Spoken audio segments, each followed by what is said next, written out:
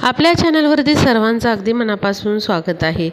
जर तुम्हाला खूप जास्त आर्थिक अडचणी येत असतील किंवा कुठेतरी सतत तुमचे पैसे अडकत असतील, तुम्ही कष्ट करून देखील त्याचा मोबदला तुम्हाला मिळत नसेल, म्हणजेच आपल्या घरामध्ये माता लक्ष्मी स्थिर राहत नसेल, धनप्राप्ती होत नसेल, तर हा उपाय तुम्ही अवश्य करू शकता।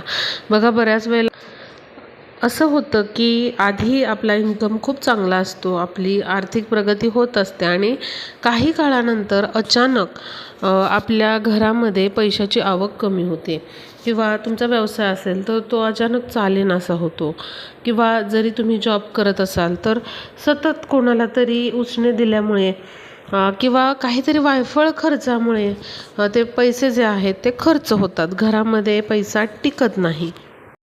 म्हणजेच काय तर आपल्या लक्ष्मीला कोणाची तरी नजर लागते। म्हणजे काय, समजा आधी आपली प्रगती होत असेल, आर्थिक प्रगती, तर असं होतं की कोणाला तरी ते बघवत नाही किंवा मग नजरदोष लागू शकतात। तर बघा, अशा प्रकारे धनप्राप्ती होण्याच्या मार्गामध्ये जे काही अडथळे निर्माण होतात तर ते देखील या उपायाने दूर होतात आणि आपल्या घराकडे पैसा जो आहे तो आकर्षित होतो, माता लक्ष्मी जी आहे ती आकर्षित होते। असा हा उपाय आहे। तर तो कसा करायचा, कुठे करायचा हे मी तुम्हाला सांगणार आहे। अत्यंत प्रभावी उपाय आहे हा। तुम्ही कुठल्याही शुक्रवारी करू शकता किंवा कुठल्याही पौर्णिमेला तुम्ही हा उपाय करू शकता। धनप्राप्तीसाठी हा अतिशय प्रभावी असा उपाय मानला जातो आणि भरपूर जणांनी हा उपाय केलेला देखील आहे। त्यामुळे अवश्य तुम्ही देखील करून बघा। आहे त्या परिस्थितीमध्ये जर आपल्याला वाटत असेल की सुधारणा व्हावी, आता बघा, आपण जे पैसे आत्ता कमवत आहोत त्याच्यामध्ये वाढ व्हावी असं प्रत्येकाला वाटतं, तर त्यासाठी अवश्य तुम्ही हा उपाय करायला सुरुवात करा। तर आपण बघूया उपाय कसा करायचा आहे। या उपायासाठी आपल्याला एक छोट्या आकाराचं मातीचं सुगडं लागणार आहे, जे संक्रांतीला आपण पूजन करतो त्यातलं जर तुमच्याकडे सुगडं असेल तर ते घेतलं तरी चालेल किंवा या उपायासाठी नवीन आणलं तुम्ही तरीही चालेल। असं सुगडं घ्या, स्वच्छ धुवून घ्या, कोरडं करून घ्या। ते अगदी छोट्या साईजचं असेल तरीही चालेल, मोठ्या साईजचं अगदी घेऊ नका, मीडियम छोट्या आकाराचंच सुगडं इथे लागणार आहे। त्यानंतर बघा, आता आपल्याला हा उपाय करण्यासाठी शक्यतो आपल्या देवघरासमोरच बसायचं आहे, दिवा प्रज्वलित करायचा आहे। कुठलाही लक्ष्मीप्राप्तीचा उपाय करण्यासाठी आपल्याला दिवा आधी प्रज्वलित करायचा असतो।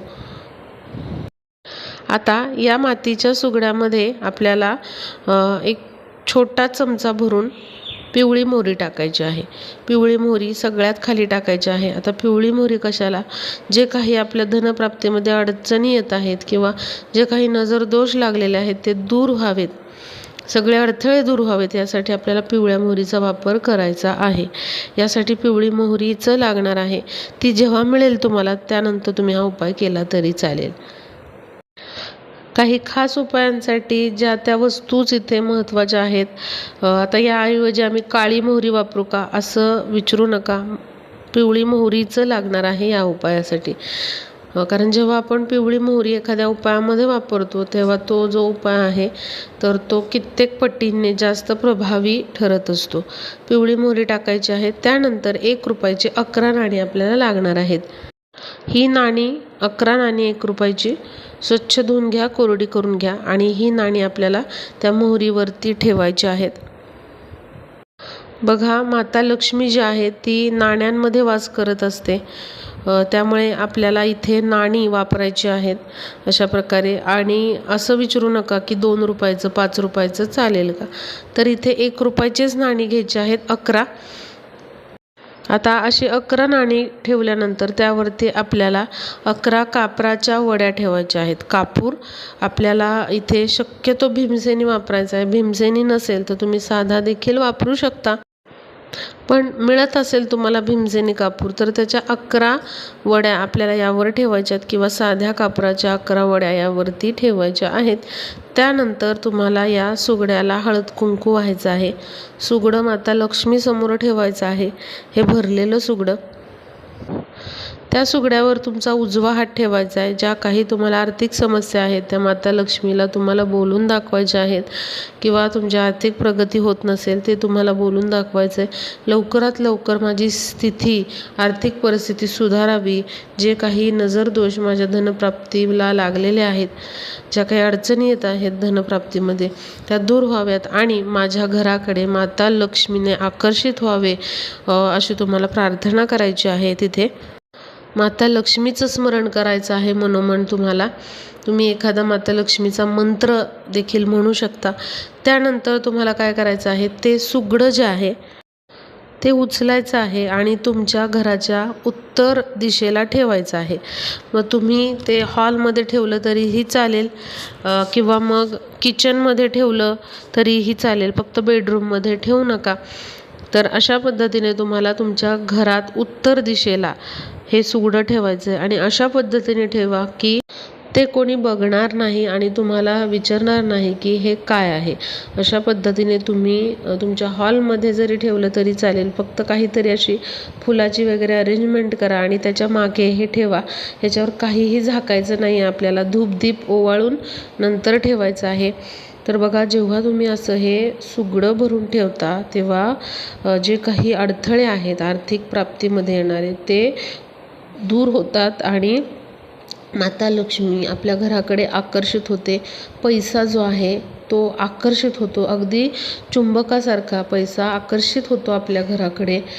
तुम्ही थोड्याच दिवसांमध्ये तुम्हाला जाणवेल की असं काही आपल्या आयुष्यामध्ये घडतं, किंवा असे काही मार्ग मिळतात की ज्यामुळे आपल्या अडकलेले पैसे देखील आपल्याला मिळू लागतात. आणि कोणी उसने घेतलेले असतील, कोणी देत नसेल पैसे, आपले घेतलेले पैसे, तर ती व्यक्ती स्वतःहून पैसे देईल इतका हा प्रभावी उपाय आहे. किंवा व्यवसाय व्यवस्थित चालत नाही आहे, खूप प्रयत्न करत आहे, पण हा उपाय केल्यानंतर तुम्ही स्वतः अनुभव घ्याल की या उपायामुळे तुमचा व्यवसाय देखील व्यवस्थित चालू लागलेला आहे. हा उपाय तुम्ही करून तुमच्या दुकानामध्ये, तुमचे जे शॉप आहेत त्यामध्ये पण तुम्ही उत्तर दिशेला हे ठेवू शकता. जर तुम्हाला पर्टिक्युलरली तुमच्या शॉपसाठीच करायचं असेल, व्यवसायाच्या ठिकाणी हे सुगडं भरून ठेवलं तरी चालेल, किंवा व्यवसायाच्या ठिकाणी ठेवणं शक्य नसेल, सारखं कोणतरी विचारणार हे काय ते काय, तर तुम्ही घरात देखील तुमच्या शॉपसाठी हा उपाय करू शकता. उपाय खूपच प्रभावी आहे. घरातील स्त्री किंवा पुरुष हा उपाय करू शकतात. मी आधीच सांगितलं, तुम्ही हा उपाय पौर्णिमेला किंवा शुक्रवारी करू शकता. अगदी तुम्ही अमावस्येला देखील हा उपाय करू शकता. अमावस्येला देखील धनप्राप्तीसाठी केलेले उपाय जे आहे अत्यंत प्रभावी ठरतात. आता याच्यातील साहित्य कधी बदलायचं, आता तुम्हाला वाटलं की आता हे मला बदलायचं आहे, तर तुम्ही एखाद्या पौर्णिमेला किंवा एखाद्या शुक्रवारी हे साहित्य बदलू शकता. याच्यातील जी नाणी आहेत ती तुम्ही पुन्हा स्वच्छ धुवून वापरू शकता. कापूर जो आहे तो तुम्ही पाण्यामध्ये विसर्जित करा, किंवा उडून गेलेला असेल तर मग तो तुम्ही दुसराच वापरायचा आहे. त्याचबरोबर पिवळी मोहरी पण पाण्यात विसर्जित करू शकता तुम्ही, किंवा एखाद्या कुंडीमध्ये ती तुम्ही टाकू शकता. आणि नवीन पिवळी मोहरी, नाणी तीच ठेवायची, कापराच्या वड्या घ्यायच्या, पुन्हा तोच उपाय तुम्हाला अशा पद्धतीने करायचा आहे. तर अवश्य तुम्ही असा हा उपाय करा. नक्कीच प्रभावी उपाय आहे हा, धनप्राप्तीसाठी अत्यंत प्रभावी उपाय आहे. आणि व्हिडिओला जास्तीत जास्त शेअर करा, म्हणजे सर्वांना हा उपाय करता येईल.